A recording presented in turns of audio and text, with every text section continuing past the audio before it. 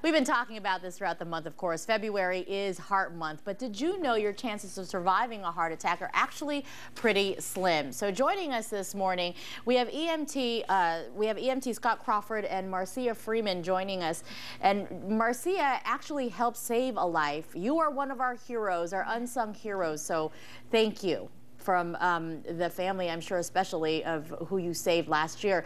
And we're talking about, Scott, how not just CPR makes a difference, but a new protocol that the Mesa Fire Department has actually developed. That's right. In conjunction with the Department of Health Services and Dr. Ben Bobrow, we got involved in this project in about 2008 and evaluating our results from sudden cardiac arrest. And like you said, in the past, your chance of surviving a sudden cardiac arrest throughout the United States was really about 3%. But now with the protocol that we've put into place, our survival rates from sudden cardiac arrest, those same sudden cardiac arrests in Mesa, is at 53%. So we're saving almost every other person. And we're using a unique technology that allows us to evaluate our CPR quality real time, get that instant feedback, and then adjust on the fly. And you guys are actually training, you're holding training sessions so people know about this new protocol. Well, yeah, you know, we hold hands-only CPR classes, but we've been training throughout the state and even internationally. Tomorrow I get on a plane with Dr. Bobrow and one of my colleagues, and we're going to South Korea. That's amazing. They actually asked us, and they're bringing us in to teach this protocol to them because it has been so successful. And obviously CPR, we know, can save lives. CPR alone. Marcia, that's what you did last March. Can you briefly tell us, you were actually in your own neighborhood driving to work one morning last year. Right. I was going down the road and somebody flagged me down, didn't have a phone. His dad had gone down on a bike, and so I stopped, handed him my phone, and started CPR and did CPR until the EMT And he arrived. actually, at one point, you did not feel a heart rate at one point. Yes. Yes. He had completely stopped breathing. I watched him stop breathing, and then I couldn't get a regular heartbeat. It was hard to tell, but so I just went ahead and started the CPR. And it made the difference. Yes. Wow, an amazing feeling, I'm sure, for you to know that you saved somebody's life.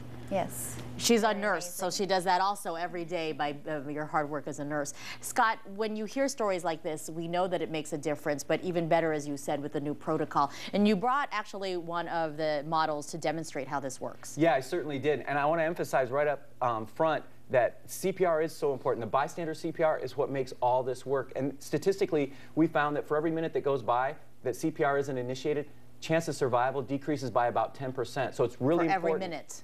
In our adult cardiac arrest patients. So it's important that you call 911 right away, and then you start doing those compressions start moving. on the unconscious, unresponsive person. And quite frankly, we don't even teach people to check a pulse anymore. Luckily, we had a nurse there because in their protocol it is. But for the bystander, they're unconscious, unresponsive. They're not breathing normally, then that's a big key.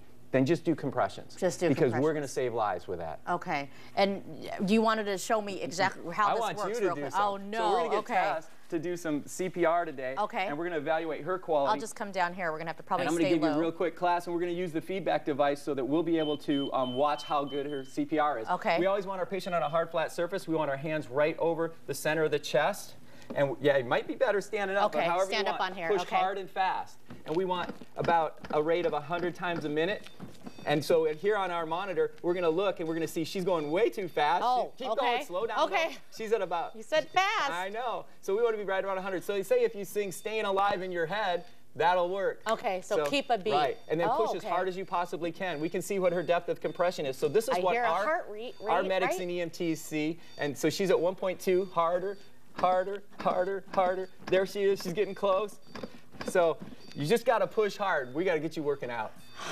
That is tough doing it. Well, I'm also in heels and standing over a table it's hard. here. But on the ground, it's going to be so much easier. So you just get really close to our patient, push hard and fast. And then when do you want, so you wanted that hard? Absolutely. I guess we're always afraid of hurting somebody. I mean, that's what I think that's what I would be fearful of, right, Marcia? Oh yeah, that's what I was afraid, and I even heard some little cartilage popping, which he says will not harm the patient. Absolutely fine, and that's quite normal. On an average-sized patient, we're probably going to crack some cartilage, but we're not going to do any damage. We're not breaking any ribs, and so we don't want anyone to have anything in their head that may discourage them from doing CPR. See, that's what I was thinking. I was like, well, I don't want to press too hard. I don't want to hurt them, right? Well, you're not going to hurt them, and quite frankly, you're saving their life. So everything that you do, Yeah. We're going to put more information on our website to link up to the Mesa Fire Department so you can learn about their CPR classes that they hold. Yeah, we're having them this weekend. Awesome. Or is it this weekend? I can't remember. Next weekend.